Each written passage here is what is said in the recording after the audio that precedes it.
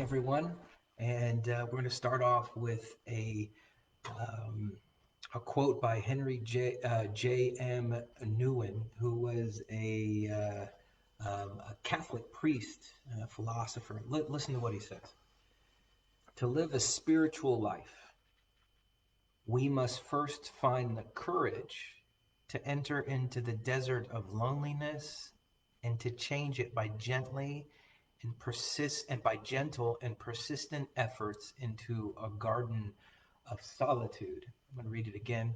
To live a spiritual life, we must first find the courage to enter into the desert of loneliness and to change it by gentle and persistent efforts into a garden of solitude. Really, it's the difference between feeling lonely and understanding the importance of solitude. When we go within, do we feel at times that nobody can understand what's going on? Good morning. Do we feel as though that nobody can really get to understand me, that I feel separate from, that I feel distant? Um, and when we go inside, the work that needs to be done is moving from that feeling of loneliness to a state of being of solitude. And that difference in moving from one to the other, the loneliness to a state of solitude, is the spiritual work that needs to be done. And I just think that's beautifully written in a way to capture the importance of what our spiritual journey is. Much of our spiritual journey is internal. Deep down inside of everyone is the fundamental idea of spirituality, of connection, that's pulling.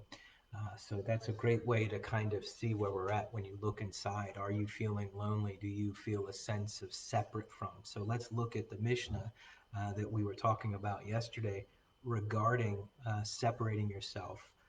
In Pirkei Avot 4, chapter 4, Mishnah 7, it starts off and it says, Al tifros min hatzibur, don't separate yourself from the tzibur, the community. And we spoke a little bit about that yesterday. I wanted to take a different angle today about not separating yourself from the community. And in the context of this Mishnah, is that how do we end up separating ourselves from our community? And here, in the context of the Mishnah is talking about rabbis. It's talking about people who are making judgments. It's talking about people in a court situation, people who are learning Torah and so on. But we can apply it to our own lives today so that we can really find a way in which for this to help us and dictate for us how we can behave throughout the day. And if we look at this, good morning, everyone. If we look at this, don't separate yourself from the community. How do we physically separate ourselves from the community? Making a decision not to go to a specific thing because I don't want to. Physically separating ourselves from any aspect of the community, meaning physically, that I'm not going to show up. It's really interesting that in the Jewish tradition, you have a minyan. The minyan is actually a call for us to come together as a community. Particular prayers can't even be said unless you make an effort to connect with the community. That's the antithesis of separating yourself from the community. What about spiritually?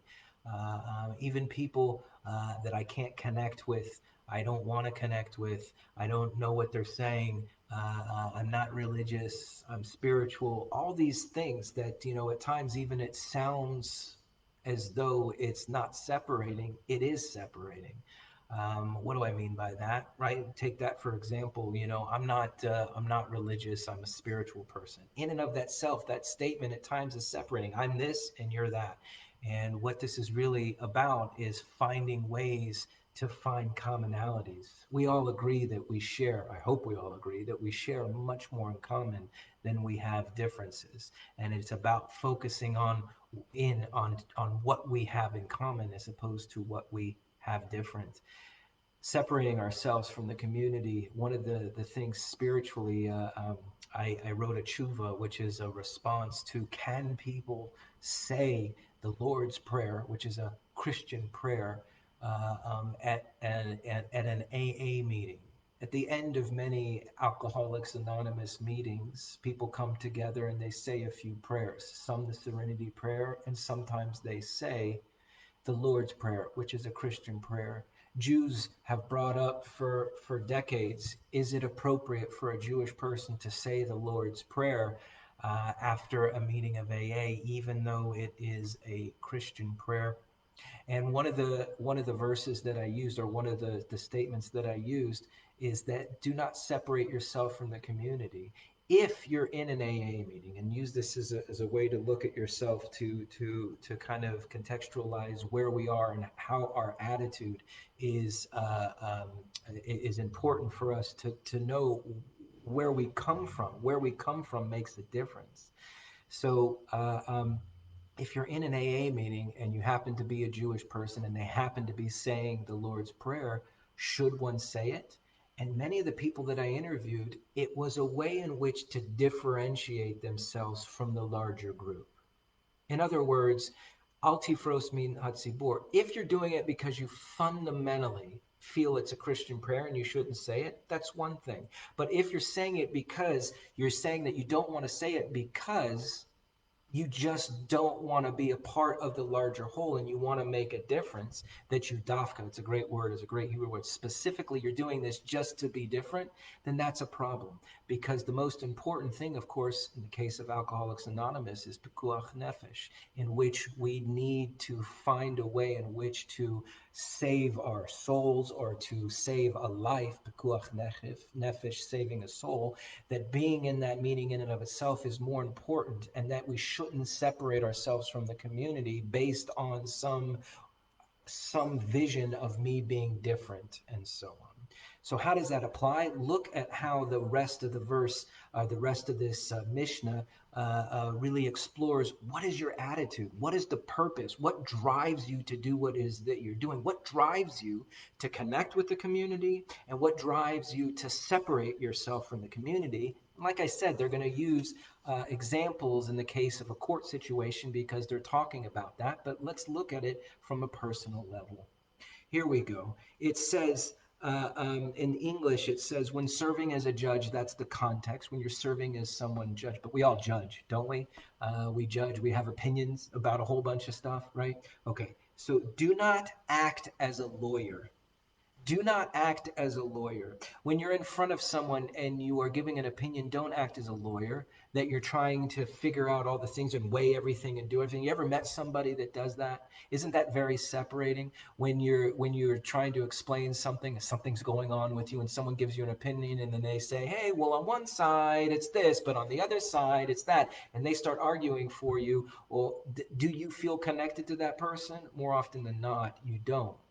More often than not, when we are really trying to connect with someone, when we're trying to become a part of a community, isn't it more important that we listen and truly understand where the person is coming from? And then and only then can we truly connect. What motivates us to separate or connect with our community? And certainly people want to connect with a community that feels welcoming, that they're being heard, that they're being seen.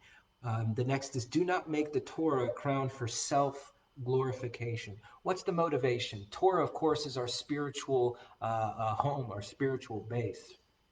Uh, um, Shayna, let me see what you're saying here. Yes, we do. Yes, we do. We all have the same Psalms. That is correct. Regarding, at least, I assume that's regarding AA, and could we end with the Psalms? That's a great suggestion, and and I like that idea that we should and we ought to come together and find common grounds, right? So what's motivating me? The commonality. What brings the community together is finding commonalities. That which brings us together, again, that statement, things that bring us together are we share much more in common than we have that separates us. So do not make the Torah a crown for self-glorification. And that what's the purpose? What motivates you to live a spiritual life, a life of Torah? What motivates you? In this case, it shouldn't be so that people say, "Oh, he's really bright at Torah," or "He's really the best at this," or "the best at that." What should motivate you is the actual act of learning and the act of enjoying it. And I think it's really interesting that, and I'll talk about this in just a minute, because the opposite of this is that, and that you shouldn't make the Torah a spade with which to dig. In other words, that I learn Torah, or I'm learning something, a spiritual thing, so that I can earn an income from it.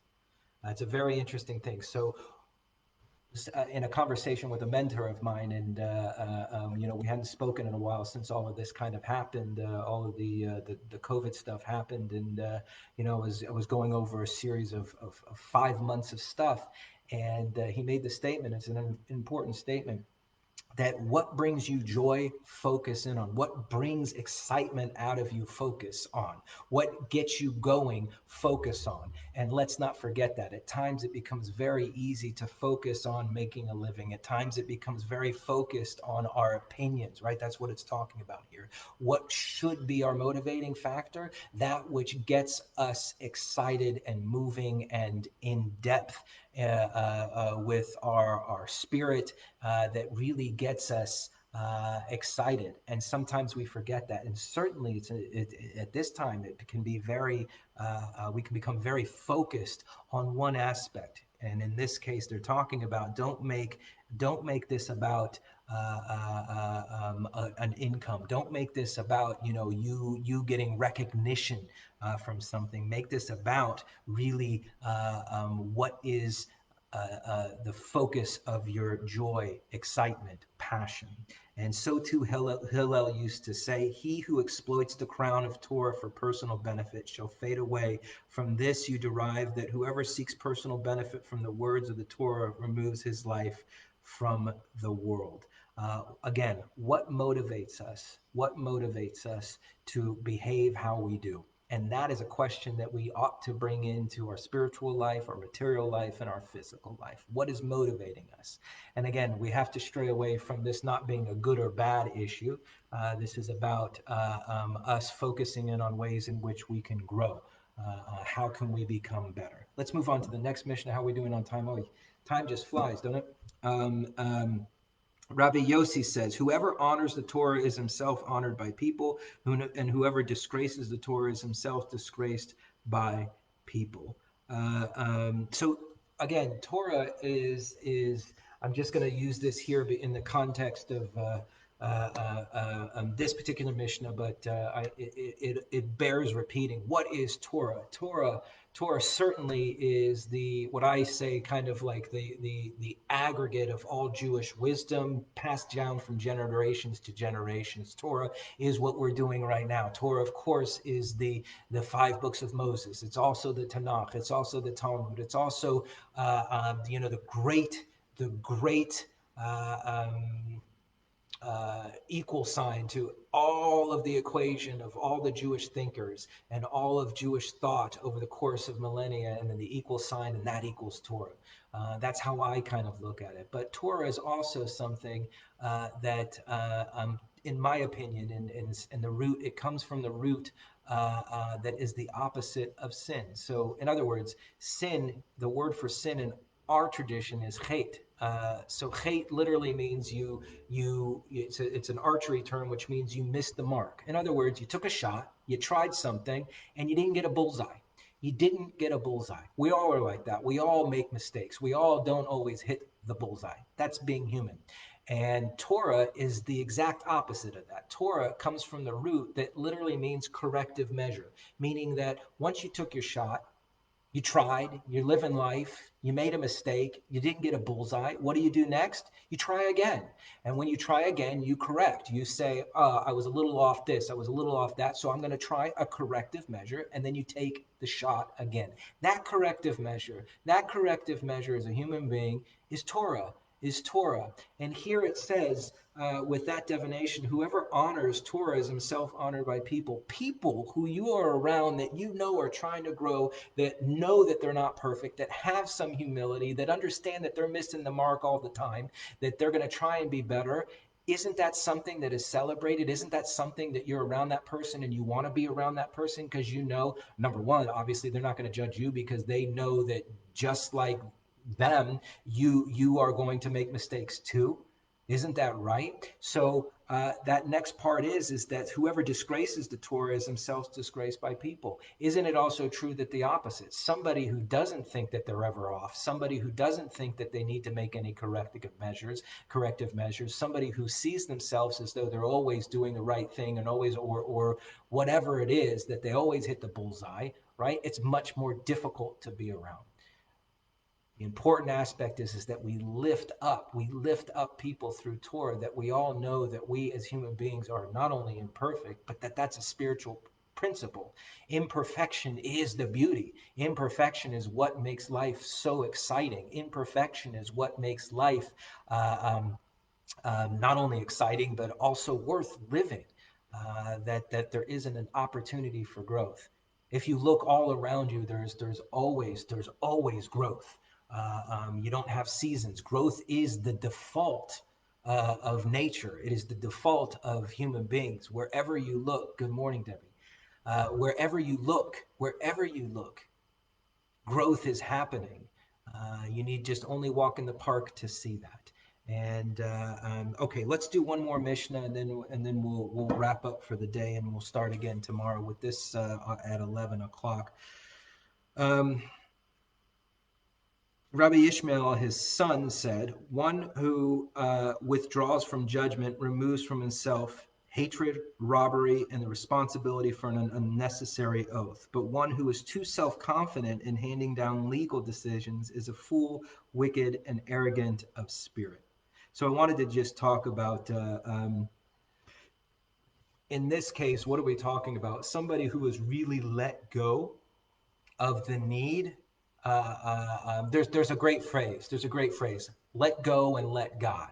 When we let go and we let God, what do we mean by that? We let go of our judgments and we let go of our opinions. Isn't that a wonderful state to be in, where we let go of our judgments and we let go of our opinions? Wouldn't it be a wonderful moment, a little bit of peace, a little bit of serenity, if we were truly able to let go of what we're holding on to? And what we're often holding on to is our constant judgment of others and our constant opinions, and allow for something else to help guide us. That also is what Torah is about. Allowing Torah, again, that corrective measure, that which brings us to become a growth centered and minded people, that peace, that is Torah. So when we are able to really let go of our own judgments and our own opinions, and allow for something else to kind of guide us, and in our tradition it's Torah, look what happens. And then here's what happens: one who withdraws from judgment removes from himself hatred, robbery, and an unnecessary oath. Meaning that we won't find ourselves in these negative situations.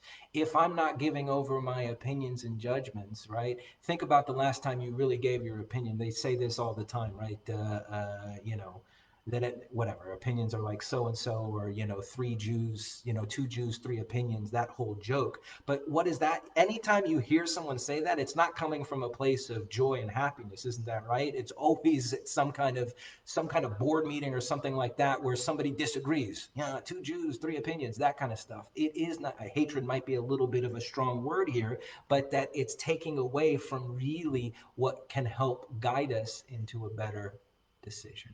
So what I want to offer today is, what motivates us to do what it is that we do? What motivates us to be and find what is our passion? And how is it that we today are going to be able to uh, uh, try and celebrate our imperfections, and the way in which we make those corrective measures to help us become better and growth-minded individuals? Let that be Torah today. I want to wish you all a wonderful day, and see you tomorrow at 11.